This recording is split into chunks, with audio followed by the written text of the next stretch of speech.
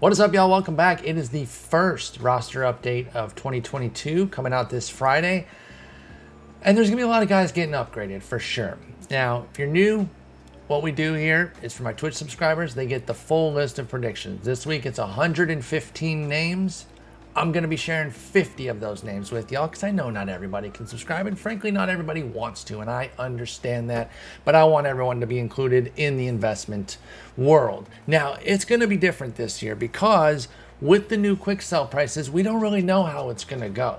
It used to be, get that silver to gold, I'm getting 1,000 per. Now, it's a lot different, and it's going to create some shuffling, some differences. I don't know that it's going to be as easy to make fat stacks. I'm actually okay with that part of it. I do think that it kind of got pretty easy where everyone was just putting together huge bankrolls. You didn't even really have to try that hard. So we got to put in a little bit more elbow grease this year, and that's okay. I think a couple things that we're going to notice is you're going to want to look for maybe some longer term investments, maybe some guys who aren't just a flash in the pan, but that you believe in 2-3 updates down the line as well, so that they can get to a level where you can quick sell, or you're going to have the patience and commitment to selling your orders individually. Because, for example, let's just take somebody like, we'll just look at Sed here since we're here right now. Now, if Sed were to get 1 point and go to Diamond, he would have been 5,000 last year. Now, if he goes to 85, quick sell is only 3,000, which he's already above or right at on the sell now. So you couldn't quick sell those. That said, if he does go up to an 85, chances are, I'm trying to find somebody who is an 85, chances are his price will move up as well, and he'll be more in this range. Probably not exactly this range because there's a volume thing to kind of deal with. I'm trying to figure out the right word because golds are easier to get, right? So there's more Mullinses out there in the world than there are Bichettes. So he's not just going to jump up to 9,000/8,000, but he should go up to where you could sell your Mullins cards and still turn a profit. But if you get 100 of them, are you going to be able to sell all 100? So maybe be more careful on how much volume you get of a player if you're not willing to wait until they get to a quick sell level. For example, if you bought a bunch of Mullins right now at 3Gs, you really need him to get to like 87 to really turn a decent enough profit. That's 4,500 quick sell there. And that way, if you didn't want to put in all the orders, you could do that. So it's going to be more difficult. That is 100%. I'm not suggesting otherwise. Doesn't mean we can't make stubs though, and we got plenty of time. There's also other different avenues of investing in cards that will go up due to different programs and things like that. So keep that in mind as well. But let's get in. And by the way, Cedric Mullins is not on this list, but let's get into the 50 names that I am going to share with you here. Actually, I think the more efficient way might be going through the market. How did I do this last year? I don't remember. I think this is the better way though. Whoops, not if I do that. Let's start with Fish Boy, because Fish Boy is a god. Now, obviously this isn't investable, so I'm not going to spend a bunch of time on him. I just want to point out how amazing he is, though, and how he's already going to get upgraded. I think they should consider breaking the scale and making him over a 100 overall, because he's just amazing. I got him going up 2 points to a 97. Again, not investable, I know that, but I got to give Trout some love. This one might be investable. Now, one of the things that we saw in previous years was if somebody went up over 90, since that's a different tier change where you get, there's the rarity goes up, that sometimes the price can have a nice jump. He's already priced pretty high for an 88, so I don't know that Ramirez is going to skyrocket here, but I do have him going up to 91. You see here he gets plus 10s, that puts him up to 89. Okay, so actually that has me thinking that 91 might be a little aggressive, but I do think he gets the 90 threshold. So yeah, I think he's at least getting 2 points, maybe 3. He's a god. He's still one of the best cards in the game to use as well. So definitely love what Jose Ramirez is doing. Another guy who might go 90, same division, is B-Bucks. Now, I've only got him going up to 89 right now, and as you can see, plus 12s gets him up to 88. So I got 89. This is one that you could invest in, though, for the long term. You do know the risk, though, and it comes down to his health. It is not the skill. It is 100% the health. If you're already big balling, you could invest in this if you wanted to. Obviously, you're paying about $17,000 per. You have to have a pretty healthy bankroll right now. So this is some Richie Rich stuff. But I do want to cover the guys who are going to be moving up in the diamond tier too, because some of y'all are already rich. And but Byron Buxton could be somebody that maybe you cash in on. I do have a new diamond here. I have 3 all told, but 2 of them are saved just for the Twitch subscriber exclusive list. But Carlos Rodon is going to get back to diamond, I think, pretty fast here. I think he's going to go up to an 85, maybe even higher. I think, well, he goes tonight too, by the way, and this is from SDS. Tuesday nights are essentially the soft cutoff for games. All that means is that for the most part, Tuesday's games are it.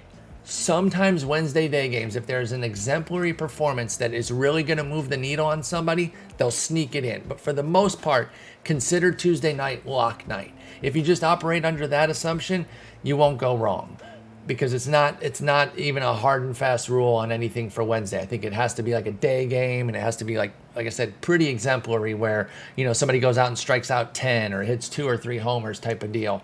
For the most part, you're looking at Tuesday night as the lock. Carlos Rodon does go tonight against Oakland. If he puts up another gem, I would feel even stronger about this. If he puts up a dud, I'm not necessarily off. It would really depend how bad it is. I'd be surprised if Oakland got to him, but obviously we'll see. So again, 4,500/5,000 basically. That's not quick selling very well at 85, because that's a 3,000 quick sell. If you want to get him to quick sell level, he needs to get up to 88, which he's a bit away from. However, look at this plus 13 here. I'm not saying he's going to get plus 13 hit and plus 13K, but the way Rodon is pitching, he could be an 89 relatively soon, meaning like the next update. So if you are invested, and again, this is a high dollar investment too, I would hold through the next update and see where that goes, and then you might be able to get your quick sell if he goes up to 88, 89 down the line. 88 quick sell is 5,500, 89 quick sell is 7,000. So that's how you could play that. Or if he goes up to 85, 86, we'll see where his price lands, and we'll learn a lot of information from this update. Going to have a lot more certainty with how I feel about things for the next update in terms of buying and selling cards, because we're going to see how this first wave with the new quick sell works out. Right now, we're in the dark a bit. We don't really know how it's going to go. So I think that's leading a lot of us to be a little bit more cautious with things, and I don't think there's anything wrong with that. You don't want to get caught holding a bunch of stock on something that you can't unload, and then you end up taking an L on it. That was the beauty of the quick sell, is that you knew that you had the guaranteed profit. Now it can be a little bit more dicey depending on when you get in with somebody. Now I got some gold to gold guys here that you're going to want to look out for future diamonds. First and foremost, he looks healthy, and I think Alex Bregman will be a diamond in relatively short order. I got him going up to an 84 here. I don't think he quite goes up to a diamond off of a couple weeks. Only thing that they really need to see out of him, though, is health. I think it's kind of like Rodon in a little bit of a different way. Rodon was great last year, but it was a breakout year after being hurt so often. I think they needed to see, is this legit? Is he for real? He already looks plenty legit. Obviously, health could get in his way. This is Rodon I'm speaking of, so they're going to move him back to diamond. With Bregman, he had the down year. I think all they need to see is about a month of good work before they're like, okay, we can put him back to diamond. So I think he gets on the doorstep this time, 84, and then if he continues to hit the way he's been hitting so far, he goes diamond next update. And at this price, you can definitely get in if you're willing to be patient to hold through the next roster update, which should be, if they keep the every other week format, which would be May 13th. Ooh, Friday the 13th, spooky. Next up, another guy very similar to Bregman who's trying to get back this year and looks like he's on the right track already. That's Francisco Lindor with the Mets. Now you see he's already much more expensive. The market's already pretty keen on him. You could still invest here if you're waiting for him to go diamond at 2,900, but he's got to go up to an 85 or 86, 87 for quick sell, whereas Bregman only really has to get to 85 to be worth the quick sell price. People are already in on Lindor. Listen, I think it was just the standard transition year to New York that sometimes gets guys, or transition year in general too. It's not just New York. I know New York is different. It's super intense and all that. I'm not dismissing that out of hand. But a lot of times guys have a transition year where it's like, hey, being the big dog, making the huge contract, having all these expectations, that can be a big deal, a lot to handle. Remember when Carlos Beltran went to New York? His first year was dog shit, and it was coming off that amazing year with the Astros that included that crazy playoff. Well, what did he do after that? He got back on track and went back to the superstar that we knew him to be. I think that's where Lindor's headed, so I'm really, really excited for him this year. This guy has flirted with potential diamond multiple years. I don't think he's ever gotten there, and if he has, chat will correct me. I think he gets there this year. Not yet, but I think Taylor Rogers is well on his way. I think he's going to bump to an 83 this week and work his way toward diamond in one of the next two updates after this one. So update 2 or update 3. Relievers take a while because they don't pitch very frequently, so it's hard to build up the innings. But he's always had premium skills. He's off to an excellent start, and if the strikeouts keep coming and he keeps the hit suppression going, I think he could be a diamond by that third update, maybe even the second one, May 13th. But even the one after that, I think would probably be the prime time. And look at where his price is at right now. All we need really for Taylor Rogers is even at 83, which is where I have him, he's quick sellable. I mean, you'd get 2x your price right now. The 83 quick sell is $1,200, and I've got him going up there this time right now, and he's 710/607. So there's plenty of space to be made off of Taylor Rogers. Personally, I'm gonna hold beyond this update. I'm gonna go for the big payoff. If you take profit, you can never go broke, right? It's literally there in the phrase. But sometimes I want to push it. So I'm going to risk it for the biscuit. If he gets the upgrade that I see here for 83, I'm going to hold through and see if I can get Taylor Rogers to diamond. Next up, this one probably priced out already, but let's see. I don't know where he's at. But Wander is out of his gourd. Yeah. Yeah. The market's already like, okay, good luck investing in this unless you want to hold for him to go to like 87. Here's the thing. He could get there this year, y'all. And he might be there by Memorial Day, which is about when that third update would come, by the way. So if you're not already in on Wander, I would not get in right now. It's an 80 who's 3,500. I had to bring him up or else there'd be questions. What, you don't think Wander Franco's getting updated? Of course I do. I think he's going to get a 3-point boost here. But again, to even pay off on quick sell price right now, he would need to get to 87, and that's 7 points away. I believe he can do it, but that's a lot to invest in for not enough payoff as far as I'm concerned. If you miss the Wander train, you can try to get in on another time. Let's see where his price goes this week if he only goes to 83. Because 83 quick sell is 1,200. If everyone freaks out and says, oh, this sucks, man, I don't know what I'm doing here, and his price comes back down to like, I don't know, 2,500 or something, then we can jump in. We'll see where it goes. I don't know how it's going to play out. I think with Wander, the hype will stay there personally, and he'll probably just keep going up and up and up. But he seems like an early diamond this year. A couple updates in, I wouldn't be surprised. And then this guy, I believe, hit diamond last year, and I think he's going to get back. This is another like prove it type of guy. Is Joe Musgrove for real? I say yes. And I've got him going up to an 82. I put in my note, diamond feels like a matter of time if he keeps pitching like this. Because I think, again, last year was the breakout. They bring him back down to gold because you have to incorporate the previous years as well. And it's a little bit of a prove it thing. It's like, okay, can you do it again? Are you legit? And so far, so good. I think he will continue to be that legit. I'm a huge Joe Musgrove fan.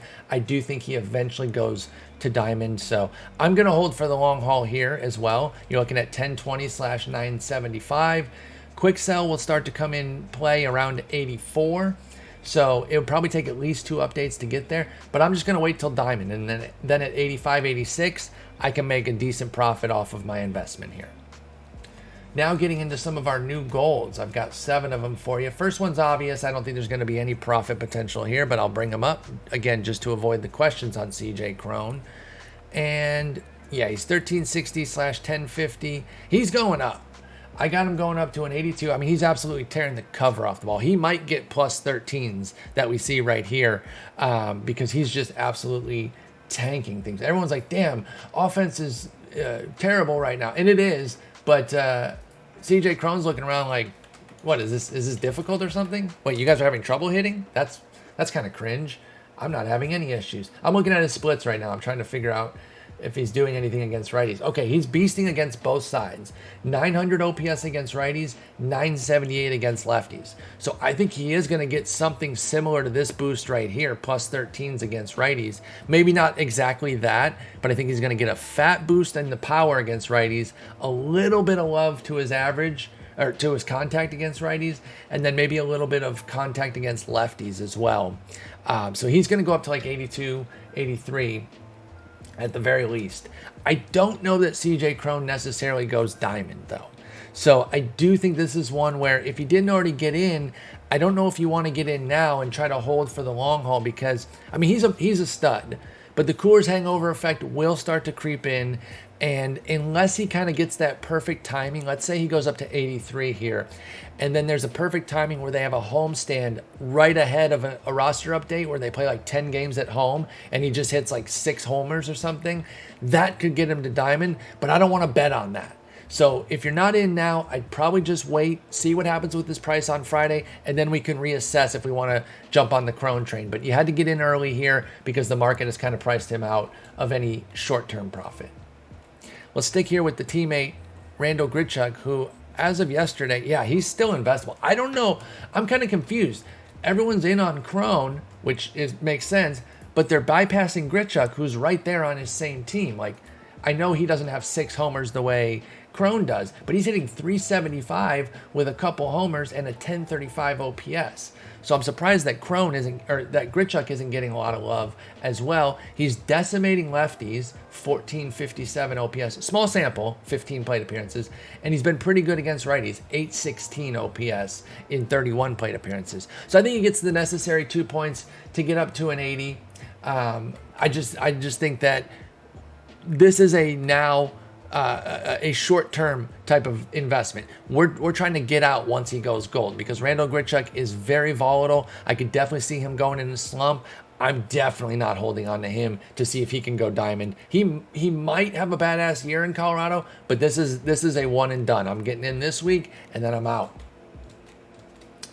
Next up is one of my favorites, man. This guy's already been in like every role as a pitcher so far this year. He's got a save, he's got a start, he's got a win, he's got a relief appearance, he's got everything. Garrett Whitlock's a G, and I'm gonna say it. Yo, Shrub Brother, nice Garrett Cole you just pulled. I'm gonna say it. I think Garrett Whitlock's gonna get diamond this year. Now, this is not gonna happen for a while, so if you're not trying to hang on through 4 or 5 updates, I get it. He's actually priced to buy right now. He's kind of like Grichuk, where I'm like, this feels like an obvious gold to me, and he's still somewhat affordable. Now, again, 81 is only 600 quick sell. So I'm not saying that you're going to be able to quick sell Whitlock, but what I think is going to happen is that he's going to go up to 81 or 82 this week, and his price is going to rise in concert with that, where he's going to be one of these expensive golds because people are going to be like, oh yeah, he's kind of a freaking G. I do wonder, I don't know if they will, but his last outing was a start. Do they move him back to SP? Which when guys move from closer or reliever to starter, they do get a boost just by changing that position and having their stamina jump up. I don't know. That would be kind of an artificial way to get him up to like an 83, 84 perhaps. Don't invest based off of that. Invest because he's a good pitcher with excellent skills who is going to go gold on his own merit. But there is that potential upside that they move him to SP if they think that's where he's going to stick. And then all of a sudden he gets another extra point or 2 off of that. But again, I think he goes diamond this year. So get in on your Garrett Whitlock if you want to be patient with them. I've only got 27 right now, but I shouldn't say only. That's actually really high for me right now because I'm not going crazy on many guys. I'm going to stick with this 27. I'll see where the price goes after this week. I'm probably not going to sell all of them, though. Even if his price rises to like $1,300 or something and I can get damn near 2x what I paid, I'm going to hold a decent number of these and just kind of ride it through to see where he goes, because Garrett Whitlock's an absolute stud. Boston paid him, and he's been awesome for them. He was a Rule 5 scoop, and he went from Rule 5 last year to a multi-year contract before this season. He is awesome. Good job, Yankees. Next up is an absolute stud of a pitcher. The only question was his health, and it remains a question, by the way, for Pablo Lopez, but the talent is unquestionable. The shoulder looks right now, and he's been pitching remarkably well. I got him going the 2 points up to gold. You can see here, though, the market's kind of priced that out. Be careful here, though, because last year he was brilliant for his 120 innings. Then the shoulder gave out. I guess it would be this shoulder. And then he was done for the year. He was healthy till he wasn't, type of deal. He didn't have a few bad starts and then there's warning signs he's gonna get hurt and then be out. He was just excellent, gone, and he was done. And that could happen this year. I hope it doesn't, but because of that, because there's that extra risk on his shoulder, be careful. Every pitcher's risky. That's the truth of it, by the way. The healthiest pitcher you can think of right now is a major health risk. But the guys who are currently dealing with things or have had chronic issues like Pablo Lopez's shoulder do have heightened injury risk. It's not that I'm saying that he has the same injury risk as somebody with a spotless track record. All I'm saying is that if you're pitching, you are an injury risk, but if you have previous injury history, your risk is enhanced. So Pablo Lopez will go gold, but be careful, because if you're not already in, I think it's too late right now, and I don't want to get hung up holding a bunch of shares of him given his health profile. Jazz, I'm going to mention him again. He's kind of like Crone, where if I don't mention him, there'll be questions, but you see the price. Now, Jazz has the talent to go diamond.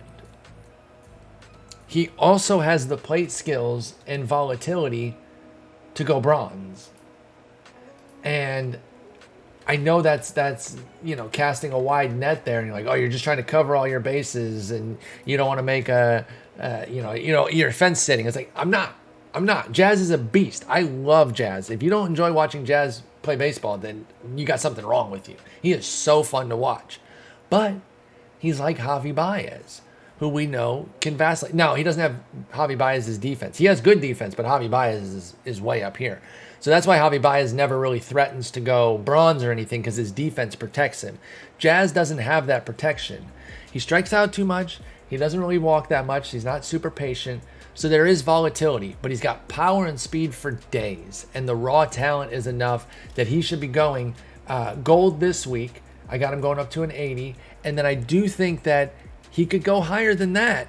However, you need to get him to at least diamond for quicksell to be worth it.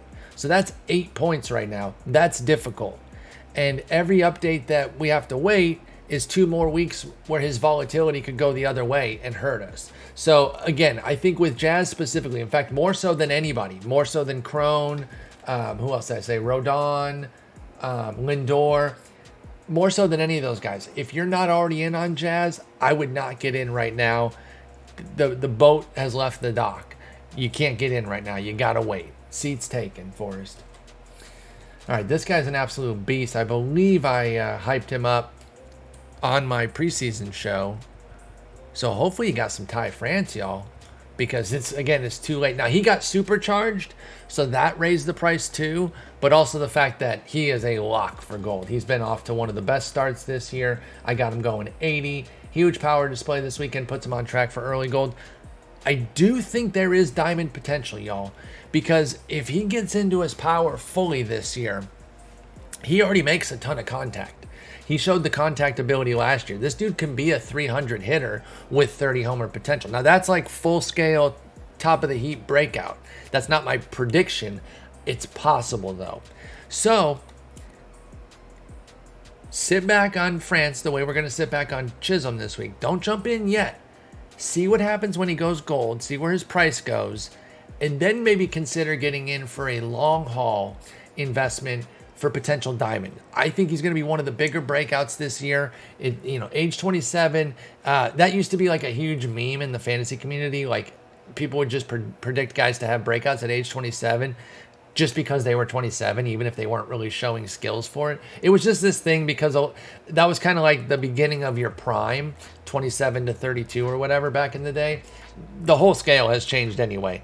But we do still see a lot of guys have late 20s breakouts. Not everyone comes up and they're Juan Soto and they're immediately a god before they can freaking legally drink, or dominate at age 23, 24, 25. Some guys take a little while to kind of establish themselves, get into their power a bit. I think France is really starting to tap into that power, and that's going to be the game changer this year that's really going to send him sky high and possibly even make him a diamond at some point down the line. So I'm very big on Ty France, and I'm definitely going to be holding these whopping 4. I wanted to get in on him early. The problem was once he got supercharged, or not even a problem, I made profit, but I sold a bunch off of the supercharging. And so I took the profit there, and now I have to wait and see how it goes after this week to decide if I'm going to get back in. But I'm going to hold those 4 for dear life. This is another guy that the market is wild on, Seiya Suzuki. But again, I got to bring him up just to avoid the, did you really forget Seiya Suzuki? No, of course not. But he's already priced like a freaking diamond. It's too late. I do think he's going to go gold, though. I do think they're going to go with the big aggro move, give him the +5. But there's nothing we can do about it right now. Can Seiya Suzuki go diamond this year? Sure. But even if you really believe that, you still can't invest at this price. It's just too risky. He's an absolute beast, though. I pulled 2 when he first came out in packs, so I was able to, when he was full price, which was awesome. Always look out for those fresh new cards that come in via the transaction updates that people need for the collection. That can be a sneaky way to make a few extra stubs if you pull them. It would be like a random bronze that you aren't thinking of. Obviously, he's not a random silver, but when he came in, when pulling him was almost like pulling a diamond.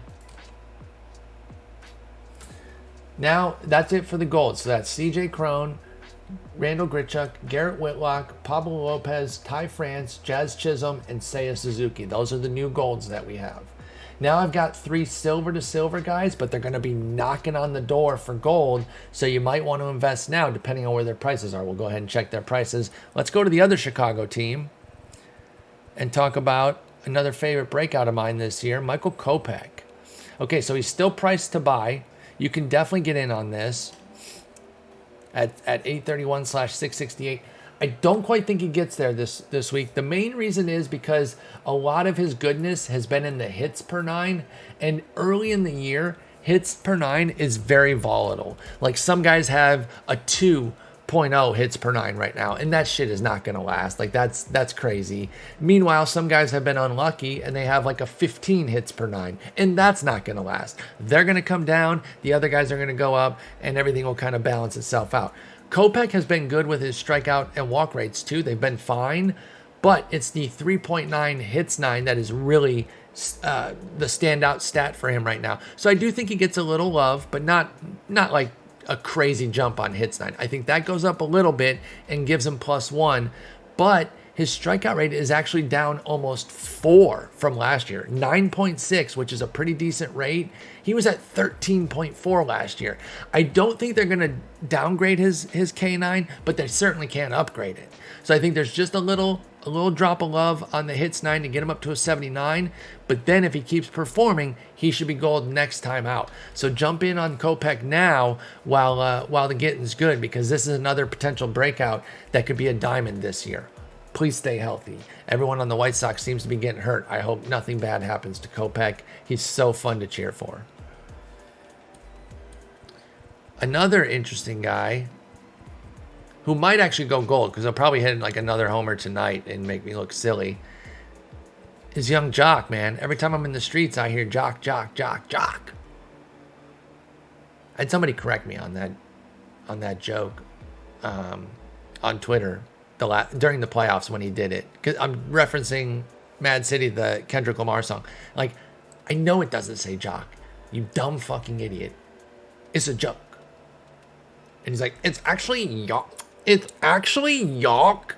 Shut the fuck up, dude. Anyway, young Jock has been amazing. The perfect platoon player goes to the perfect platoon team. The Giants have really leaned into platoons. That's a big reason why they were so successful last year. They get young Jock, who couldn't hit me if I threw left-handed, and that's not even my dominant hand. But he can destroy every righty, and he's doing just that so far. I don't know if he's going to get gold right away, but if he keeps hitting like this and they keep protecting him against lefties, he can get there. The problem, of course, when you're a platoon guy, is you really only have the two categories of the core four. Core four are the 2 contact and 2 power numbers, if you ever hear me reference that. But only 2 of his core 4 are really going to be affected. So it does make life a little bit more difficult. I think he gets 2 points up to a 78. Just keep an eye on him, though. Right now, the price is such that he needs to go gold to be worth investing. So if you're not in already, I think you should be careful here, just because as a platoon guy, it puts so much weight on the times that he does play. Keep an eye on the schedule, too. If the Giants got a week of righties coming up, okay, that's going to be great for Jock. But if they got 3-4 lefties on the docket, you know that that's going to cut into his playing time. So we'll keep a close eye on Jock. He might get gold this week. I don't think so, though. I think they're only going to give him 2 points and then kind of see how real his hot start is before he goes back to gold. He hasn't been gold in a while, but he can get... Well, did he go gold after the playoffs last year? I actually don't remember. But he's been gold before. This one's another interesting one. He's 5 points away right now, so he's not getting it this week. But I wonder if we're seeing another, late 20s breakout also on the Mariners from J.P. Crawford.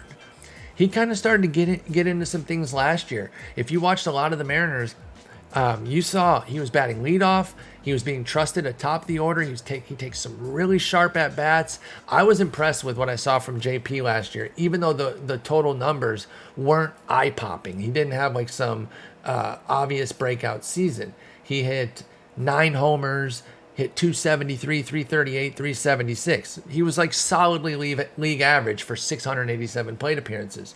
So far this year, though, he's already got 2 homers. And when you hit 9 in 160 games, but you've already got 2 in 16, okay, are we tapping into some power here? And I think he's definitely going to get a nice boost, 2 to 3 points. I got him at a 77. He might go as high as 78. He's not quite going to get gold yet, but he's crushing lefties. It's a small sample, but as a lefty hitting lefties, that's important to see. And he's dominating righties too. So he's going to get a little love across his core 4. It's going to set up for gold potential.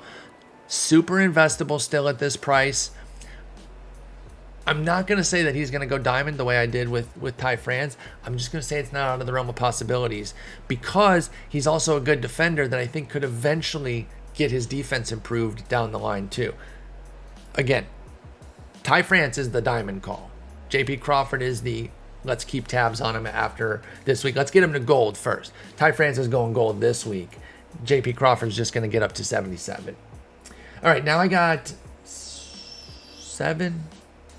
8 new silvers for you. And of course, these guys going silver, they could be our next big gold candidates as well. So they're important for the future, 2-3 updates down the line, as the guys to get in on now, because they could be your golds. And that's the thing now. This is kind of emulating the fantasy world. In today's internet fantasy baseball world, there's no real info edges, right? Everyone knows the sleeper player that you're in on, right? Unless you're talking about some guy who is in like A ball right now, everyone knows the sneak tip sleepers. So the way to get ahead is like looking down the schedule 2-3 weeks. People start picking up guys and you're like, why'd you pick him? I was like, oh, he has a 2-start week in fucking June. And you're like, okay, maybe a little early to pick him up. I'm obviously exaggerating, but people start picking up 2-start guys a week ahead. We're going to have to start to do a little bit of that in our world here of investing, where we're going to have to get the guys who are the next gold candidates. And one of those guys could be Mr. Connor Joe. He's pretty pricey for a bronze, but he's going to go silver this week for sure, and he's got the skills to be a gold. He was a badass hitter last year for them. If you play OOTP, Connor Joe's a little bit of a meme in that world for a common card. Actually, they call them irons. For an iron card he had a couple years ago. But he really hit well last year. It was only 211 plate appearances, but he put up an 848 OPS with the Rockies. And so far this year, he's up at 1039. My dude can hit. And the thing of it is, obviously Coors helps, but he has the contact skills to hopefully mitigate some of the Coors hangover effect. Now, you've heard me mention that a couple times. If you're unfamiliar with it, everyone knows that Coors helps you when you hit there, right? One of the things, God, sorry, I have a big itch in my nose and it's driving me nuts. One of the big things about Coors that people don't talk about on the negative side is how much it hurts you playing there once you go on the road. Because the ball breaks so differently, basically what happens is once guys go on the road, breaking balls look like the fucking craziest thing in the world to them because they're breaking so much more than they did in Colorado that it's a huge adjustment. It's called the Coors hangover effect, and it is real. Some guys can avoid it a little bit more than others. It's going to get all of them, but Connor Joe, because he's a high contact guy who makes a lot of clean contact, can avoid maybe shaving off 400 points of OPS like some dudes. And so everyone, this is why people make mistakes about guys like Trevor Story and Nolan Arenado and DJ LeMahieu and Matt Holliday and Carlos Gonzalez and Tulo. Tulo got hurt, but he did not fall apart as a hitter once he left Colorado because he left Colorado. It was because his body gave out, which it gave out in Colorado too. But the mistake they make is they look at their road numbers and say, well, this is who he is outside of Coors. This is who he's going to be. That's not how it works. You can't just take a Rocky's road numbers and say that's who he is if he doesn't play in Coors. Anyway, sorry for that diatribe. The Coors hangover effect is real, though. Connor Joe can avoid the major effects of it, and I think he's going to be a gold by the summer, which for technical purposes, I mean the legit summer, which is what, June 21st or whatever. So sometime within the next 2 months, I think he can get there. So if you're in for the long haul, hunker down and hold on to your Connor Joe shares. I was a big fan of his coming into the season too, so I'm just continuing my my interest in him. This is a guy I'm making another diamond call on. I am so in the bag for Tyler Mcgill that I am calling him diamond this year. Now, we're talking like 4th of July type diamond, right? Not soon. They're going to need to see a big sample out of him, but I really believe in the skills that he's putting forth. I think he gets to silver this week, 77, and they might even put him right on the doorstep of gold. I wouldn't even be surprised if they put him at like a 79 or some shit. But for now, let's just play it smart. He's going to go 77. He's still very investable. Get in for the long haul on this one. I got 51. I'm not going anywhere after this week. I don't care where his price goes. I'm in on Mcgill all year. Now, Yankees fans, I like to take a lot of shots at y'all because it's fun and easy. And that's what happens when you're the king. Even though you guys haven't won a World Series in like 500 years, you're still, the most popular organization in baseball. And you got all the money in the world and all that. So I like to take my shots. But this one's for you. I got some love for you. And I got some love for one guy in particular. And that's Nasty MF and Nestor. Nasty Nestor's a G. And you can see the market is already there. So if you're not in for Nasty Nestor to gold, then don't invest right now. You're too late. Again, the subway has left the station at this point for Nestor Cortez. I do have him going up to a 77, though. I think they're going to give him a big, healthy boost here and set him up for gold. I don't quite think he can get to diamond. Let's be realistic here. But I do think he has strong gold potential this year for Nestor Cortez.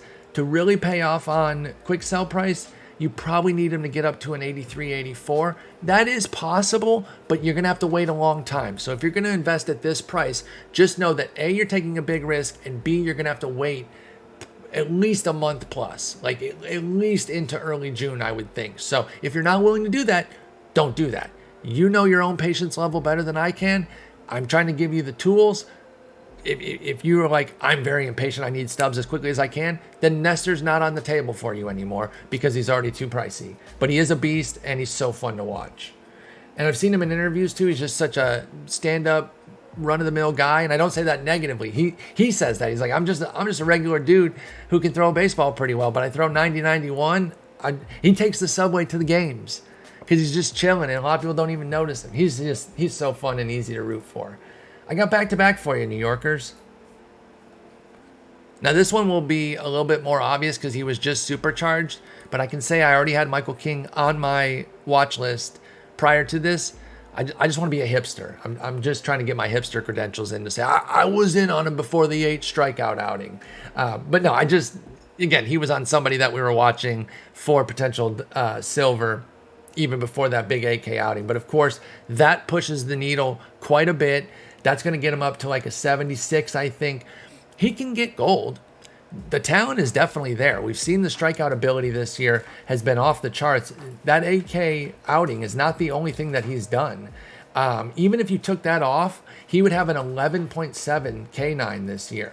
So don't let anybody tell you that, like, oh, he's only that one big outing, because he's been getting misses throughout the season so far. He's pitched 2 or more innings in all but one of his 5 outings, and he struck out 3 or more in 4 of the 5 outings. He went 3 in 2 innings, 3 in 2 2/3, 1 in 1 inning, 3 in 2 innings, and then 8 in 3 innings. That was the one where he got supercharged. If he's missing bats like this, he's already shown that he can limit walks pretty well. If he limits hits at the same clip that he's at right now, 7.6 hits per 9, that can go up a little bit. The K9 is going to get the biggest boost. He's at 1.7 walks right now. That's going to get some love. I definitely think there's gold potential with Michael King, and he's actually a better investment right now than Nestor because of the price. All right, Yankees fans, that's it. Take your 2 players and shut. No, I'm just kidding. But yeah, I like both those guys quite a bit. Let's go back out to Miami, talk about another young buck they got cooking right now that I'm a big fan of is Jesus Sanchez. He's an absolute stud. He's honestly kind of like a left-handed Jorge Soler, and we know the heights that Jorge Soler has reached, except he can play better defense too. And you can see he's already a silver defense. He plays center field. I just mean from the plate profile. He smacks the living hell out of the ball. I got him going up to a 75. You see here, all he needs is +5s to get there, which tells me that maybe 75 is a little light. He might be more of a 76, 77 guy. Bottom line though, with this kind of pop and the decent defense already as a foundation, this is a hold for gold candidate for sure. He's already at a pretty fair price for a will be silver. So you're not trying to quick sell. You can't quick sell after. I mean, you can, but you will lose. You can't quick sell until he gets up to like 81, 82. So stick around until he gets gold if you're in on the Jesus Sanchez train. I will say though, there is volatility similar to what I was talking about with Jazz, wherein Jesus Sanchez does strike out a lot. And like I said, I brought up that Soler comp to give you guys an idea of like, this is how he can go when things aren't going well. There can be waves. There can be ups and downs. Now Grizzy pulls a Garrett Cole. Everyone's pulling Garrett Cole tonight. He strikes out 27% of the time and only walks 5%. That will breed volatility. He's on fire right now. He's going to go bronze. If you can't deal with the volatility of guys like this who can go in, 2 for 25 slumps, then don't invest in Sanchez. But if you're in for the long haul and you can wait for a summer gold, I think you can get there this year. Got a couple of interesting finesse pitchers to talk about, both of whom I think can go gold, but one of them we got to get off the IL first. Not this one, though. This is one of my big breakouts as well, and that's Joe Ryan. Again, if you follow my podcast or my written work, you know I'm in on the Joe Ryan train, and he's done nothing to dissuade me from going further on that. Now, he's priced perfectly fairly to get in right now, especially if you believe he can get to gold, and that's basically where he needs to get to pay off on quick sell. If he goes up to an 80, that's 400 quick sell. That doubles your price. That's kind of what I'm looking for right now. As far as quick sell, I want to get to a 2x level. If I can't get there, then I'm not selling yet unless I do the individual sales. So for me, that tells me I need at least 7 points from Joe Ryan before I'm going to sell him. Now, I bought some of mine much lower than this price too, so my calculus is a little bit different, but you get the general point. If he goes to 79, that's only a 150 quick sell. So you got to be in for gold, otherwise you have to do individual sales. I'm in on Joe Ryan for the year. Here's the beauty. His biggest issue is home runs.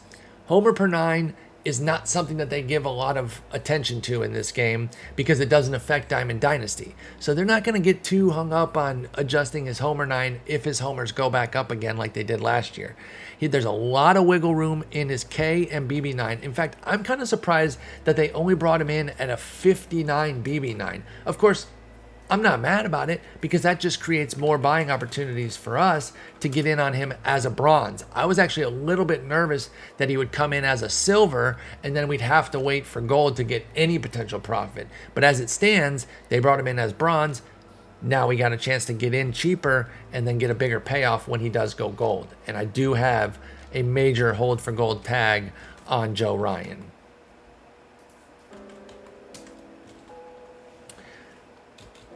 Next up is the other finesse guy who I think is a beast. Now, finesse, I'm really just talking about their velocity because sometimes that implies that they don't strike out guys, but Joe Ryan strikes out guys, and so does this next guy I'm going to talk about. Unfortunately, he's on the IL, and unfortunately, he winds up there a lot. And once you hear the name, you're going to be like, oh, yeah, that's true. That is true about Alex Cobb, but he's a stud. And if anything, this creates a buying opportunity because look at where his price is right now. It is a strained groin, which sucks, but at least it's not an arm issue. And if he comes back in relatively short order, then we can get back on track and then he can start working his way back toward gold, which I do think is very possible this year. He looks excellent. He had a velocity spike in spring that he brought into the regular season so far. I'm looking for news right now. It says he threw a 30-pitch bullpen at 70% intensity. What has he got, a fucking meter on like his hip or something that he can turn up to the certain certain intensity that he wants? I don't know how that works, but okay. That happened on April 25th, so that was yesterday. He's going to throw at least one more bullpen, and then they'll consider the return. He's eligible to come off the IL on Saturday. Obviously, he won't be back right on Saturday, I bet. He probably needs to throw that extra bullpen on Friday or Saturday of this week and then come off the IL next week. But then we get back on track with Alex Cobb. You don't even have to worry about being patient here. Yes, you do have to be patient, but the price is so easy that why wouldn't you be patient? He's just not that expensive, so stick around for a while right now with Alex Cobb. Next up is our last silver. Big favorite of mine here too. I'm not just picking all my favorites, but these happen to be some of the guys that I was in on before the season started that are doing well. Not everyone I picked is doing well. Make no mistake, I get plenty of things wrong, but I do have a few early returns that are going well. This is one you got to be patient with because Nathaniel Lowe is already super expensive for a bronze, but he absolutely has gold upside this year. In fact, he could be an absolute breakout monster if he can lift the ball consistently. Go look at what he did last year. He had a hell of a season. It was kind of a quiet season. Texas wasn't very good, so it was a little hidden. He had 18 homers and had 8 steals. Now, this is more of a fantasy angle because the 8 stolen bases don't really do anything for us in MLB The Show. They're not going to raise his steal rating or anything. But that was a nice little season. So I started digging under the hood. Quality plate skills, 25% strikeout rate, that's fine. In today's game, 25% is fine. I wish it was a little bit lower, but it's not a major negative. 13% walk rate is excellent. He hit 264. The one issue that Nathaniel Lowe had last year was he had a 55% ground ball rate. And it's just really hard to hit a bunch of homers when you're hitting the ball on the ground that much. But he did strike the ball very well. It was just on the ground too often. We get a little bit of lift. I think he could hit 30 homers this year. As is, I think he's going to hit somewhere in the 20s. The strikeout rate has already come down substantially, down to 16%, with a corresponding drop in swinging strike rate down to 7.5%. So whenever I see a strikeout change, plus or minus, I look at their swinging strike rate for pitchers and hitters because that's going to be a great indicator of how legitimate this change is. With somebody like Lowe, he lowered it from 9.3 to 7.5. So that's a nice little drop, and it has facilitated the corresponding strikeout gains. In fact, the 9% swinging strike rate he had last year probably shouldn't have yielded a 25% strikeout rate. So there was already going to be some growth naturally. He's actually taken it up another level so far with the 16% strikeout rate. So he only has 1 homer. I think he gets silver here. I'm holding on Nathaniel Lowe. Do not sell. I mean, unless the price goes up and you can get profit, but I don't think it's going to based on where he's priced. If you're not in already, you can still get in, but only if you're willing to be patient and wait for potential gold. Because I got him going up to 75 this week. And then we got to kind of see where the power goes from there. He's only going to go as far as the power takes him. If he doesn't start to get into that lift and hit a few more homers to where he's tracking for at least somewhere in the 20s, if not, the huge breakout for 30, then he'll probably meander somewhere in the high silver. If he does get into that power, then I think he could be gold by early summer. Again, so late June. All right, now we got a bunch of guys going bronze to bronze here. These will be our next silvers, and I'm going to highlight a few who I think are hold for gold this year. And since we are trying to look far ahead, you get in now and you hold these as long-term investments. Now, it always sucks when guys get hurt. If you're ever, don't be like those Yankee fans that cheered an injury. That's seriously like one of the shittiest things. If you don't care about it in MLB The Show or something, that's fine. It's pixels. You can do that. But real life, cheering people getting hurt, is as fucked as it gets. I hate that shit. Now, when I say this, I'm not saying I'm glad he got hurt. I'm really upset that Eloy Jimenez got hurt. The silver lining, though, is that it does create a playing time opportunity. This guy was already playing, but if you had any concerns that Andrew Vaughn wasn't going to play every day, those concerns are alleviated, at least now, while Eloy Jimenez is out. Andrew Vaughn should play every day now, and I was really impressed with him last year. His rookie year did not light the world on fire. It was not all that special where, oh, wow, look at this guy. He's so great. But again, if you watched a lot of what he did and really took in the full context of his season, as a rookie, he was asked to change positions from first base to the outfield, move around all over between left, right, and first base, and try to figure out how to hit major league pitching at the same time. That's a tall order. So the fact that he only put up a 705 OPS might have something, and that guy's overhyped. He wasn't that good. I look at that and I'm like, this guy battled and really took to his role and figured out how to survive. Henry's got to be let out, but my girlfriend will take care of that. He figured out how to survive at the major league level. He couldn't hit righties all that well, but I don't think that that's who he is, right? I'm not going to pigeonhole him as somebody who can't hit righties. He just needs more time against them. He's going to get that time.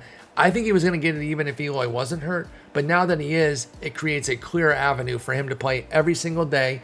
He's off to a decent start against righties. He's only hitting 241, but does have an 816 OPS because he has 3 extra base hits among his 7 hits. We're talking about small samples here, so everything that gets parsed is even smaller.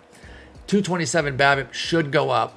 I think he gets up to a 74 this week.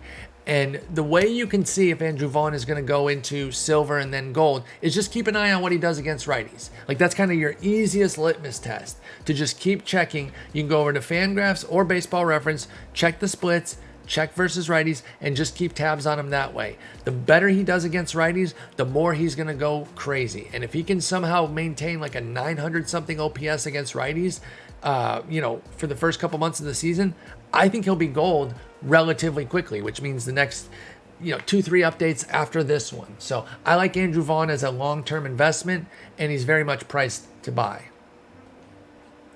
This was one that chat kind of put me on as far as talking about this guy. It happened during Boxes and Bowls. Somebody brought him up, and I kind of dismissed him just because I'm not a fan from previous years. I was like, I don't know, he's not that good. And they're like, well, he's not striking out. And I was like, okay, wait a minute, let me take a look at this. So I don't remember who did that, but credit to whoever put me on Michael Chavis, because I'd kind of put him off to the side like he is who he is, generic power guy who strikes out way too much. Early on, he's starting to cut into that strikeout rate very nicely. Coming into this year, Chavis is a career 33% strikeout guy. So he strikes out 1 in every 3 plate appearances. That's too much, especially when you only walk 6%. That's why he has a 243 average and a 295 OBP. But he's always hit for some pretty decent power. He has 664 career plate appearances with 26 homers. So that's like a full season worth of plate appearances, and 26 homers isn't too bad. We know the power's there, but he's down to a 20% strikeout rate so far. And what did I just say earlier about the corresponding swinging strike rate? It's gone down from 19% to 11%. Now, it's still too early to say that this is who he is. It's only 41 plate appearances, but it is good enough and a big enough jump that it is worth keeping tabs on with Chavis to see how much legitimacy there is. And if it is legit, then this could be leading into a breakout. He should play damn near every day. It's Pittsburgh. Like, who are they playing? You know, Sid Bream, get the fuck out of here. He's very cheap. It's easy to get in on this. And even if it proves to not be anything legit, we won't get crushed. It's 70 stubs. It's not going to hurt us too much. I got him going up to a 74 right now, and then we're going to keep tabs on him as we go forward. Just like with Andrew Vaughn, there's one thing that you can really focus on, his work against righties. With Chavis, there's one thing that you can super focus on, and that's the strikeout rate. If that stays 25% and below, that's a big deal. If it's something that starts to creep back up into the upper 20s, low 30s, then he's back to who he is, and we can probably move on from our investment. Next up is another favorite of mine that I shouldn't say favorite of mine as though I was touting him this year. I wasn't, because I didn't know that Joe Madden was obsessed with this guy. But once I saw that, like, this dude's going to play, I liked him from previous years, so I jumped in on Taylor Ward quickly. Because there was a comment from Joe Madden right before he came back from the IL that said that Taylor Ward is the starting right fielder over Brandon Marsh and Joe Adell. He said that they're going to platoon and Trout and Ward are going to play every day. And I was like, oh, word? And I know we bag on Joe Madden for a lot of things. He puts out some goofy lineups. He's always got to be the smartest dude in the room. I don't hate Joe Madden. I know some fans of the teams that he's managed do. I don't hate him because, first off, lineup stuff, it's overblown. I like to meme on it as much as the next guy. I put out a tweet when he put Matt Duffy at the 4 spot, making fun of it because it's easy content, right? But at the end of the day, it's not that big of a deal. It's kind of like whatever. That's how lineups are. You could put a lineup, pull it out of a hat, and make the most optimized lineup. And over 162 games, those two lineups aren't going to play that differently. So he does some things that are objectionable on his management, but the lineup stuff is not that huge of a deal. But when somebody gives a cosign to playing time like that, like he did with Taylor Ward, that is important. Playing time is king in fantasy. So as soon as I saw that, I was like, I got to have this guy. Turns out a lot of other people wanted him too, and he went for crazy money 2 weeks ago when he was available in Fab. So I didn't get him in every league, but I got him in a couple, and he's off to an excellent start. 367, 525, 700 is his slash line right now with 3 homers in 40 plate appearances. Of course, he's not going to stay that hot, but this is a legit hitter, y'all. It's kind of a late career breakout at age 28. But I think there's some legitimacy here. And if he's going to be playing every day like this, yes, he does have gold upside. It's a long way out. I would think early July is probably when Taylor Ward would be a gold candidate, unless he just keeps hitting at this level, obviously.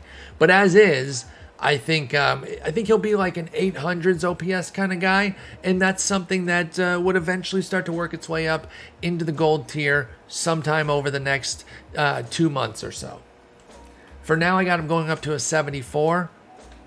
And he's priced to buy to where he only really needs to get up to 80. I mean, I say only, that's 9 points. That's a big deal. But he only really needs to get right into the gold tier to be a quick sell candidate, because that's 400 quick sell for an 80. So if you're willing to hold for a while at this price, I mean, I figure why not? How many shares? I got 55 right now. I'm going to buy a few off the top because even that price isn't too bad. And I don't want you jackals to send his price sky high before I can get a few more. I'm going to go up to 160. I'm going to go up to 69. Because I'm an infant. There we go. I don't usually like to go off the buy side, but I don't have time to put in orders. And like I said, if his price is 200 by the time I'm done with this, I'm going to be really mad that I didn't get more. So I'm in on the Taylor Ward train. This next one is very similar to Alex Cobb in that this guy's unfortunately hurt. But the talent is evident, and he's on a team that is able to maximize talent like no other, and that's Andrew Heaney. He was in the midst of I mean, it's overstating it to say he was in the midst of a breakout. It was like 2 starts, maybe even 1, to be honest. Let me see. It was 2 starts, 10 in the 3rd innings. But he added that new sweeper pitch, and everyone was really excited about him going to the Dodgers. That's the thing. There's certain teams, when they get a talented player, you're always excited because you're like, well, they always maximize talent. The Giants are like that. The Dodgers are like that. Cleveland, Tampa Bay, Who else? There's other teams too that I'm probably just not thinking about right now. Oakland doesn't necessarily develop their talent a super ton. Like they do, but their park alone can help a middling pitcher become better. But there's certain places that guys can go to where you're instantly interested. And Heaney going to the Dodgers was instantly interesting. What was the biggest concern? Health. And what happened right away? He got hurt. So this is kind of a bummer. I did want to bring him up because he is going to go. He's going to go up a bit. I think to at least a 74. They might put him to silver. The problem now, though, the reason I'd still be careful even at this price is because of that health and the fact that it is an arm issue. Remember, I brought up with Cobb that it was a groin issue. He's already working his way back from it. Heaney is a shoulder issue, and he's shut down. This is a cheap enough price to get in. But be careful, y'all, because if this is an extended injury, then it's going to take a while to really pay off, even at 53 stubs. So I'd probably just chill right now. I did want to put him on y'all's radar, though, because once he does come back healthy, we want to be in on this at a good price. This guy's already had an interesting season of ups and downs, and it's only been a few weeks. But Alec Boehm drew the ire of fans when he said, I fucking hate this place. My comp for that is like when we say we fucking hate this game when we're playing it. I know some of y'all probably actually do, but a lot of us are just saying that in frustration due to something that went against us. We're like, we fucking hate this game. And then we can't wait to play it, the very next day. So that's kind of how I interpreted it when he was caught mouthing that after the 3-error game, and he was getting it from the fans. But you know what he did? He owned it. He didn't come up with some bullshit, mealy mouth, wishy-washy. Oh, I know that's not what I was saying that about the place, meaning the infield that I was in, and that particular patch of grass is what I meant when no, he just fucking owned it. He just said, yeah, I said it. I let my emotions get to me, and I was pretty upset, and so I own that. The Philly fans, to their credit, and we rarely give Philly fans credit because, frankly, they rarely deserve it. To their credit, they accepted that apology for what it was, which was honest, and they gave him a standing O the next day, which was awesome to see. I really, really appreciated that. They're like, hey, you know what?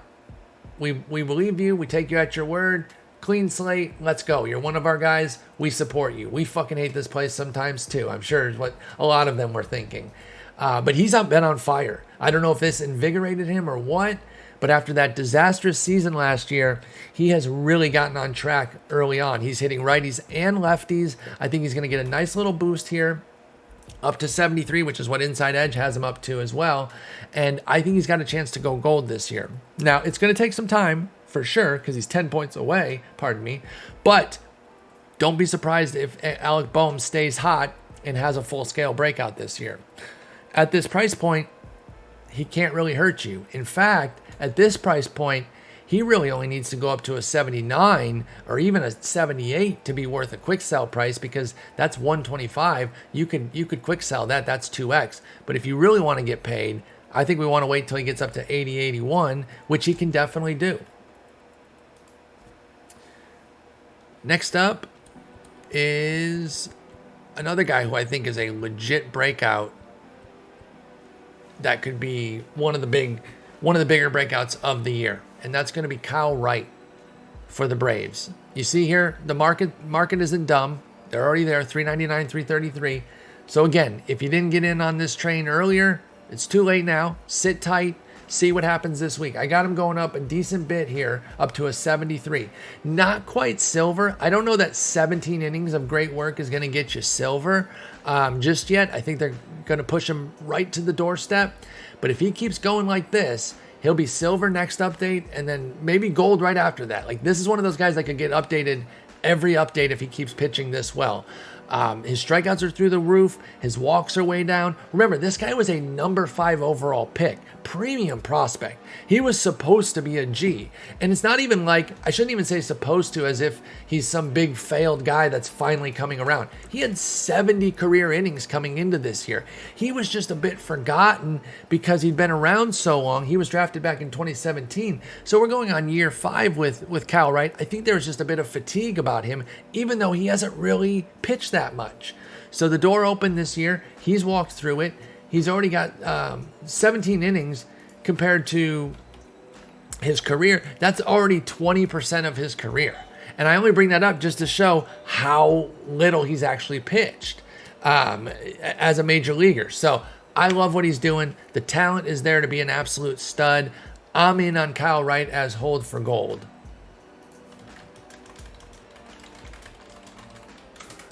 Next up is this dude from Cleveland, Owen Miller. You might not be familiar with Owen Miller. He's like a mid-tier prospect. He was a prospect of some note with San Diego, but not on the Kyle Wright train or anything like that. He was a third-round pick from the Padres. I think he made top 100 at some point. Maybe not, actually. I'm looking on Baseball Reference right now, and they usually list the top 100 from Baseball America, Baseball Prospectus, and MLB, and he never hit top 100 there. So he's like one of those prospects that you know if you really follow prospects, but if you only kind of check out the top 100 every year, then you might not know Owen Miller. Tell you what, though, like Kyle Wright, it's not like he's some dude who played a whole bunch and is finally coming around. He had 202 plate appearances in the majors before this. It was not very good, admittedly, last year, but he's a high-contact hit tool type of guy who has gotten out of the gates just steamrolling with a 455 average, 513 OBP, 848 slug. He's got 2 homers, 7 doubles, leads the American League. His entire core force should get a boost. So I think he's going to get a nice, tasty boost up into the high bronze. Again, off the small sample, I don't quite think he goes all the way to silver because it's been all of 39 plate appearances, but I think they put him right on the doorstep and they say, hey, if you keep beasting for another 2 weeks, we'll get you to silver. I don't know that I see gold here, so I would not necessarily get in on this because of where the price is already. I feel like I'm going to play the wait and see game here on Owen Miller, both to see where his price goes after this week and how he performs as the season kind of wears on. I believe that he can be a major league caliber hitter and above average type of guy, but I don't know that he's ready for a star breakout. I just don't really see the power. So there is a lot of room in the contact. And if that hit tool is coming through, he could still get up to at least high silver, if not low gold, just off of batting average. But I got to see a little bit more before I dive in. So I'm sitting tight on Owen Miller right now, but I'm keeping him very much on my watch list. And we might as well talk about the other guy while we're here, Mr. Stephen Kwan, because again, the market's already there price-wise, and you can't jump in right now. Not on a common for this price. Unless you truly believe he's going to go gold, then you missed the boat already. But I do think the contact, vision, and discipline are going to get healthy jumps. I've got him going up 8 points up to a 72. I think he's definitely a silver candidate for update number 2. Can he go gold? Yes, of course he can. Will he? I don't know. I think he and Owen Miller are actually kind of similar, where they're nice hit tool guys that are going to hit for quality average, but what kind of power do they really have? That's what remains to be seen, and that's why I would tap the brakes just a little bit on Kwan right now. And again, if you didn't already get in on his price, I don't even think I have any. I have one. Yeah, if you didn't already get in, it's too late at this price right now. Next up, I'm sure Shar has this guy on her list. Tanner Heaney, her favorite closer. I think he's the Nats closer, y'all. Kyle Finnegan gets smoked. Tanner Heaney has been pitching brilliantly. He's been gold before. If the strikeouts return and his current walk rate gains hold, then he could get back to gold again this year. Now, because he's a reliever, it's going to take a while. I'm talking July. So if you're not in for the super long term on this one, don't even bother. But it's 38 stubs right now. He can't really hurt you. Think of it like a savings bond. I actually don't know how savings bonds work, so this analogy might be fucked. But don't you just kind of hold on to them forever just to hope that the price goes up or whatever? Get yourself, 10, 15 shares of Tanner Heaney and just put him off to the side. Don't worry about him for now. And just keep an eye on him, because even if he doesn't do well, the price isn't really going to go much below this. Because, you would be able to sell before he would ever go back to common if that happened. Worst case is he's just going to kind of live in the bronze tier. Next up is this one's interesting. I would never have given this guy a second thought this year coming into the season. What is up with Paul Blackburn? My man has been amazing. 1 second, y'all. Seems like Henry's going crazy outside. Paul Blackburn was not somebody I was giving any sort of consideration to. But then he went ahead and added 2 miles an hour to his velo. Now, I understand that some of y'all might hear 2 miles an hour and be like, "What? Okay, cool. Well, is that a big deal?" So if you don't follow this stuff, I totally understand if you're not moved by that. But even adding 1 mile per hour to your fastball average velocity is a big deal. So adding 2 miles is awesome. Like, that is substantial. And he's been sitting kind of 91 to 94. I think his average right now is 92.4. Let me take a look real quick here for Blackburn. But also his secondary stuff has been playing a lot better. He's getting strikeouts like we've never seen before. 26% strikeout rate, 8.4 for the K9. I know they use K9. I like percentage. It's just a little bit more precise. It's fine though. K9 is still going to get us there. 8.4 is very good. It's better than a 34, that's for sure. 0.6 walks, by the way. He's not walking anybody right now. And the average velo is 92.4.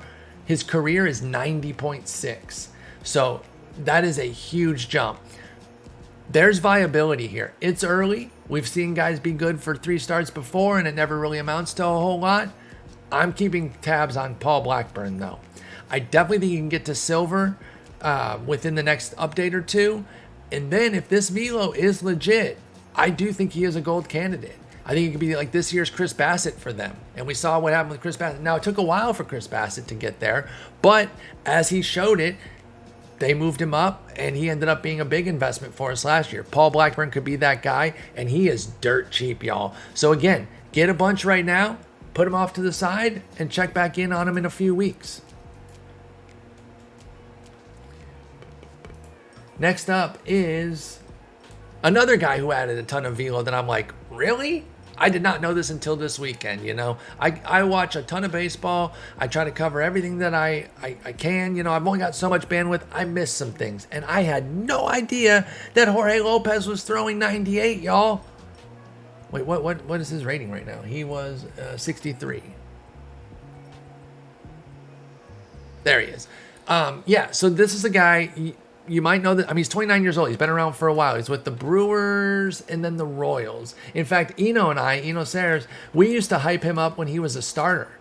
When he was a starting prospect with Milwaukee and then KC, we used to have some love for him. Like, yo, he's got a little bit of decent movement. He's got a deep arsenal. Maybe there's something there. There was not anything there. Let's be clear. We were wrong about that. Coming into this year, he has a 6.04 ERA and a 155 WHIP in 350 innings. Horrendous. However, he is now a full-time reliever. He started 25 times last year. Baltimore said, okay, let's try relief. Just go all out and let's see what you got. How about 98 in the back pocket? You see 95 right there. Oh, wait, actually, you guys can't see that. I'm blocking it. Oh, no, you can see it. Just barely. But yeah, so 95 that's actually pretty good, obviously. But when you add multiple miles per hour to your fastball, that is substantial. He's reached, I think, 99 or 100 this year, but he's sitting 97.4. That is a full 2 ticks up over what he averaged last year at 95.2. His strikeout rate is way up, so that's going to get a bunch of love. He's definitely going to bronze. I mean, he only needs 2 points for that. I think he's going to go up to a 71. And if he continues to pitch like this out of the bullpen, I think Jorge Lopez could go silver. Now, I mentioned earlier, we do not ever cheer injuries, but we do talk about, you know, the cascade effect of them, meaning who gets the playing time. So we're bummed that Andrew Heaney got hurt.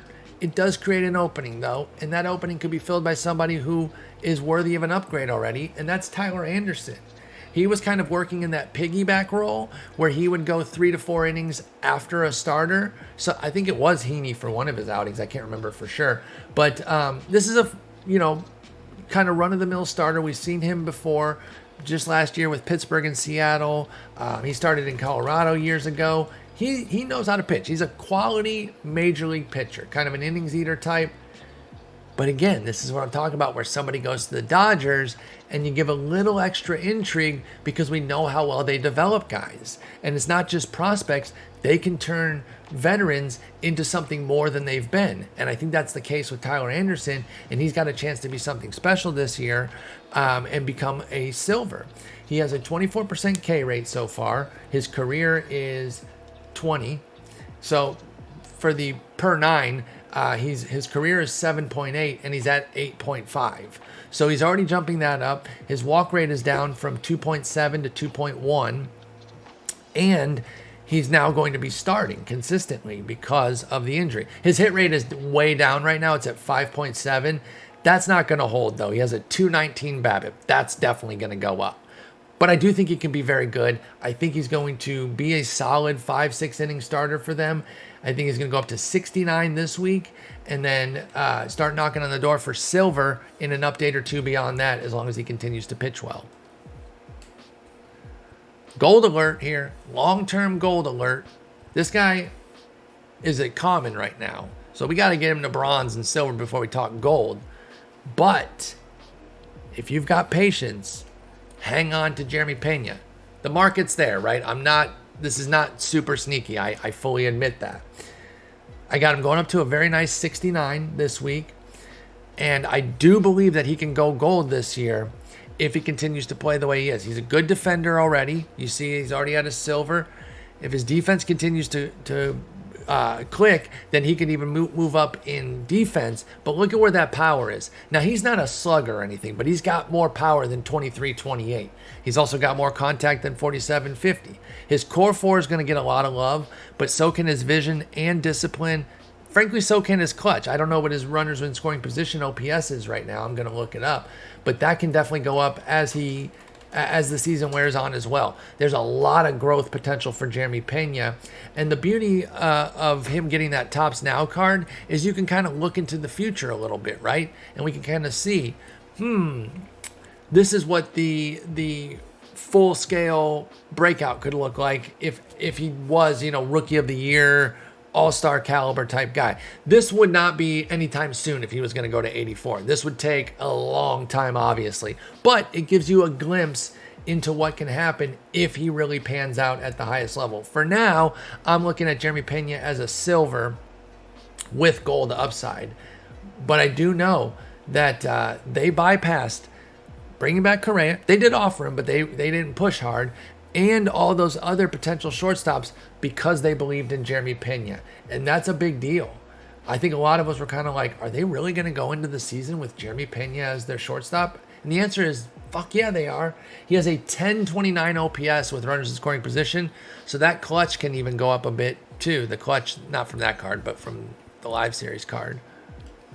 It's at 38. That should get a little love even this week off of the small sample. So lots of room for Jeremy Pena to jump up. Like I said, I got him for a 69 this week, and then the sky's the limit beyond that.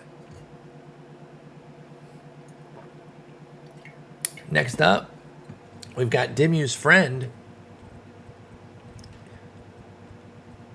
Will Crowe from the Pirates. You guys might be familiar with him. He is pitching very well out of the bullpen right now. He's got 16 strikeouts in 13 and third innings. He's looked excellent. I got him going up to a 69 as well. I didn't just put everyone at 69 just to be a child. Those are truly where I think they're going to go. But I know I just said Anderson, Pena, and Crowe. I put them all at a 69. That was a happy accident there. I'm really intrigued by Crowe, though. He's got good stuff. He's tried to work as a starter. He hasn't quite gotten over the hump. I think a multi-inning relief role is where he can flourish. And of course, opportunities are all over the place in Pittsburgh. There is no reason for them not to continue to use the 27-year-old in that key fireman multi-inning role. And so his strikeout rate is through the roof. His walk rate has improved substantially. He's been a lot more difficult to hit. His velo's up to 95 right now. There are good things going on with Will Crowe. I think the cap is probably silver right now, but he's at 47 right now. So even if he only got to, let's say, 77, that would give you the 2x that I'm kind of using as a baseline right now. So what I anticipate being the best avenue here is that he goes into the high bronze, and then we end up selling individual our shares individually as opposed to quick sell, because he probably won't get to a quick sell price in any relative short order. So if you want to go in on the Will Crow train, just be ready to put in the individual sell orders once he gets into bronze. Like say he kind of winds up in this area, right? You see all these guys here, they're in the mid 100s. You put in a bunch of orders, you try to sell them for like 130 a piece, but if you're buying for 47 right now, that's over 2x. So that's kind of the goal that we're looking for. This next guy is really interesting. Ryan Helsley is off to a wonderful start. He's a stud arm. He's got nasty stuff, y'all. And there could be a lot of growth potential here. Now, I'm a big Giovanni Gallegos fan, so I don't really think Helsley is going to become the closer or anything. But you don't have to be closer to get SDS's attention. They look at everybody. But his velo is already up again this year. He's averaging 99 on his fastball. His strikeout rate so far, and it's only 5 1/3 innings, but it is pretty hilarious, is at 65%. He hasn't walked anybody, and he's just been nasty. We've seen glimpses of this nastiness before. I definitely think Helsley can be a quick silver this year, and I wouldn't even put it out of range that he could reach gold if this is his true breakout year. Think of like a Jonathan Loizaga from last year, or like a Colin McHugh, who we were in on early and eventually got to gold. Ryan Helsley has that kind of vibe where he could be one of the big breakout middle relievers this year and eventually work his way all the way up to gold. He's priced right now cheaply enough. Again, savings bond style. Invest in a bunch, put them off to the side, and we'll check back in a month, because we're not breaking the bank even if we get like 50 of him, and you can just kind of wait and see how it goes over the course of the summer. But I really do like Ryan Helsley. He's nasty. Staying in the Central with middle reliever types, this guy's also pretty nasty for the Cubs, is Keegan Thompson. Now, I wonder if they might consider putting him in a starter's role, to be honest, because I think he started recently. Recently meaning previous years, not this year. Let me see. He started 6 games last year and relieved 28, or 26 rather.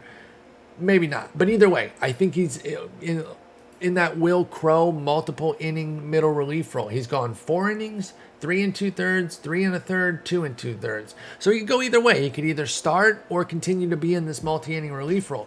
Either way, the stuff that he's showing so far this year is nice. He's got a 30% strikeout rate, 6% walk rate.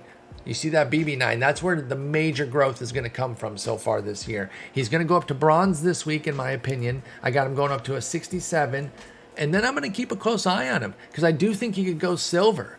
I wouldn't even rule out Keegan Thompson being like Helsley, one of those breakout middle relievers who could go gold. I like Helsley more, but I am going to keep tabs on Keegan Thompson and just kind of see where this goes for the Cubs. Because if they put him as a starter, then don't forget, moving to SP will get him an artificial bump.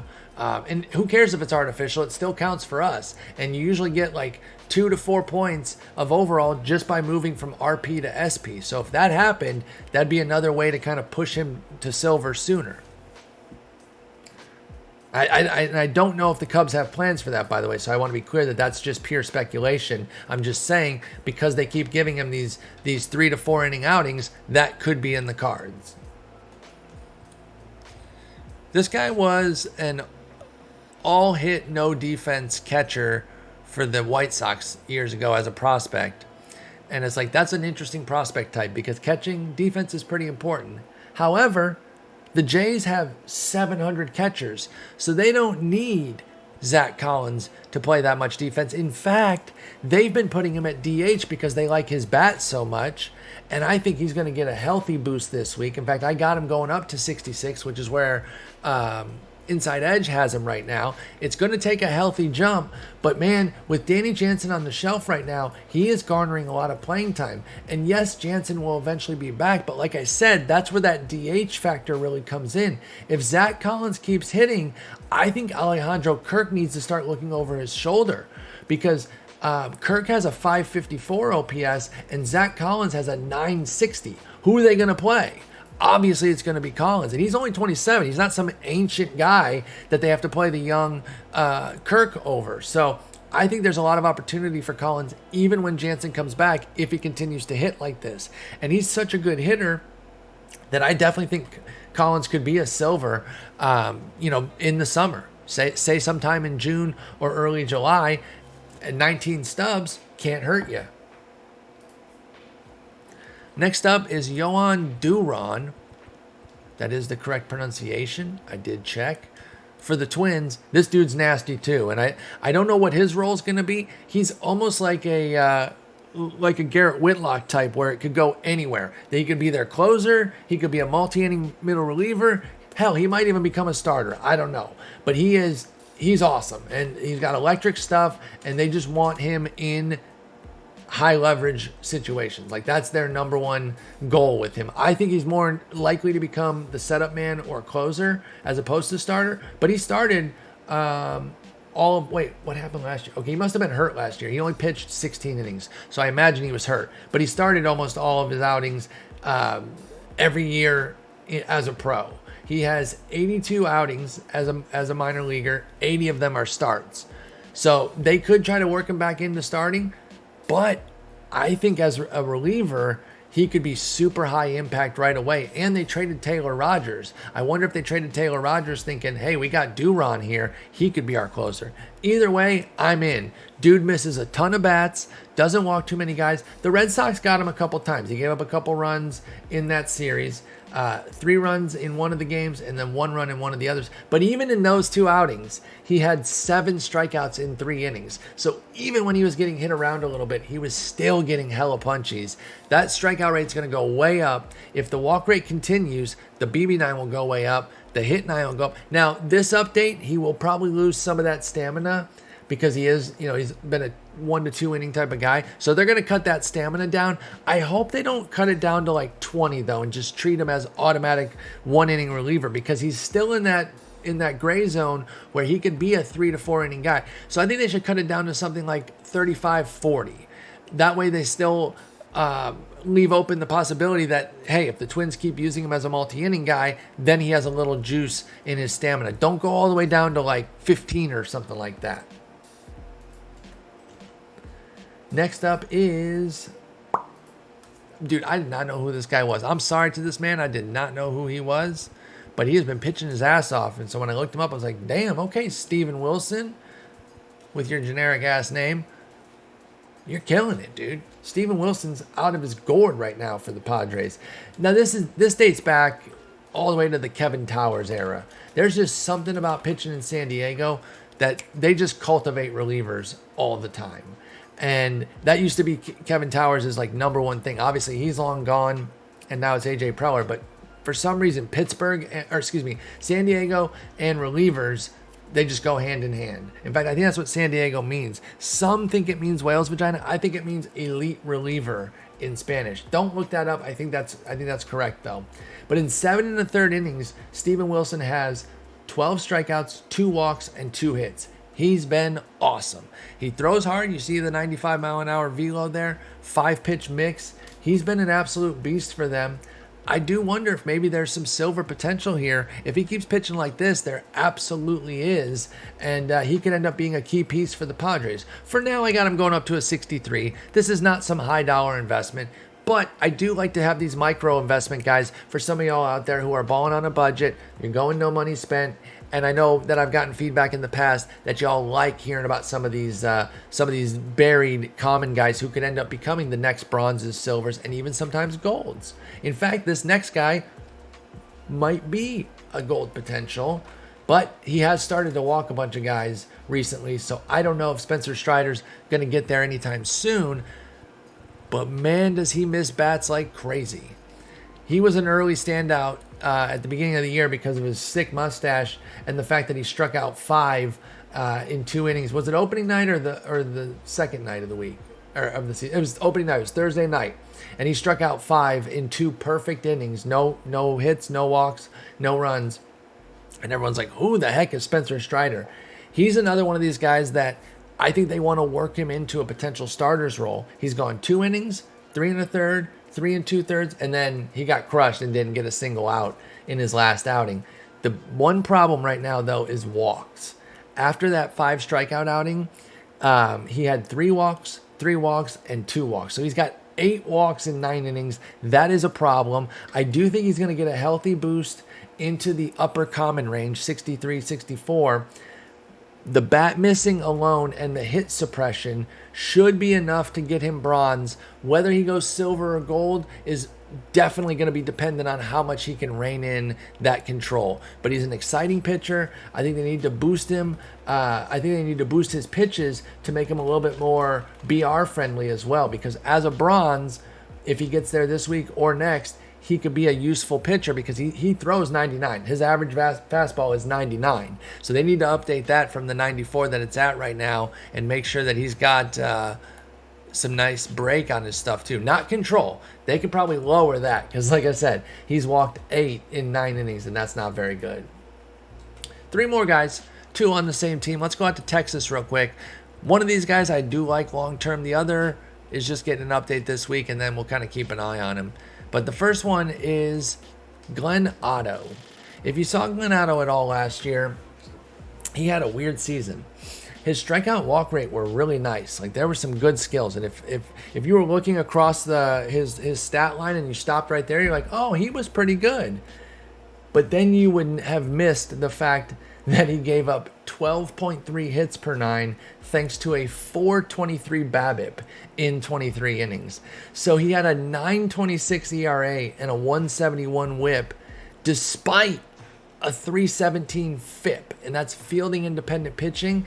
It takes your core skills, your strikeouts, walks, and homers, and puts it on, and gives you like an ERA estimation, so to speak, and puts it on that same scale there, so it's translatable. So you see 3.17, like, oh, we know what a 3.17 ERA is, so a 3.17 FIP says he pitched well, but there was some bad luck. And some of it's your own bad luck too, right? Not everything that is luck is necessarily out of the player's control. You can have bad luck, but you can also contribute to it as well. And that's what happened with Glenn Otto. He got bad luck in that 23 inning sample, but he was also contributing to it by being a little bit too hittable in the zone. So far this year, he only has 1 start. He got 5 innings on Friday, so he's very early in his season right now. But I think he's got an opportunity to stick because I don't really fully believe that Spencer Howard or Taylor Hearn should keep Glenn Otto out of the rotation if he's pitching well. So keep a close eye on him. I definitely think he's going to get bronze sooner than later if he keeps pitching like this. But I think he's got summer silver potential, and he's single digits right now. So again, this is one of those long-term, set it and forget it with like 25, 30 shares, and we'll check back in on it way down the line. But I really do like Glenn Otto. It is one of Steve's favorite players. This other guy is literally a 47. Now, is he this expensive because he's a new card, or are people like high-key investing in him? Because I'm surprised that he's this expensive. But he has been great, and he is going to get a huge boost. I think he gets like a 13-point jump up to a 60. He only has 5 outings so far, but it's 14 strikeouts in 7 2/3 innings of work. That's incredible. There's a lot to like with Brock Burke. I mentioned Eno Saris earlier, my friend and colleague. We used to do the podcast together before he went to the Athletic, and he liked Brock Burke a few years back.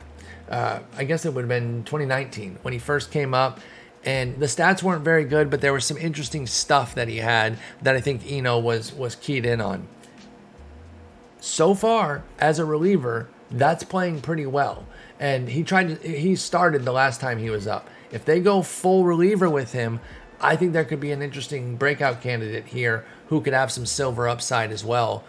Unfortunately, he's actually kind of priced out if we're only getting silver. I didn't realize he was so expensive. So even though I mentioned him, I'm not sure I would invest because people are in on 47 Brock Burke. Man, y'all are jackals. You're in on everything. And then our last guy here back out to the Dodgers.